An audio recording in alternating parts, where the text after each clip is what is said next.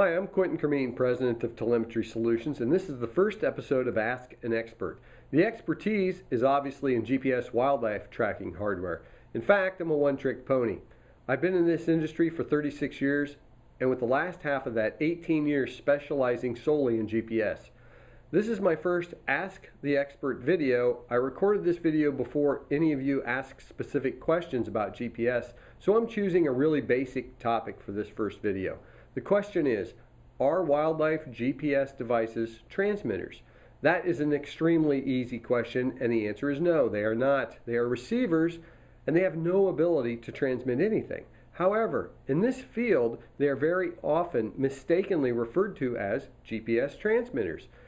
And when I receive an email inquiring about GPS transmitters, I'm at a serious disadvantage because I'm not really sure what the person wants. The GPS portion of a wildlife GPS device turns on and off at predetermined times or based upon specific movements and attempts to acquire enough signals from different GPS satellites to obtain a position and record it into the memory. That's it. That's all the GPS does.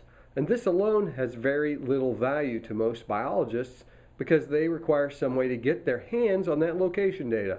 Therefore, some method of remote data transmission is almost always incorporated into the device. But this is a separate part of the overall device. Even if it's on the same circuit board as the GPS receiver, it's a separate system. You might wonder why you should care. My answer to that is that you should care because this is the single most important aspect of the electronics that you are thinking about buying. The GPS is always there.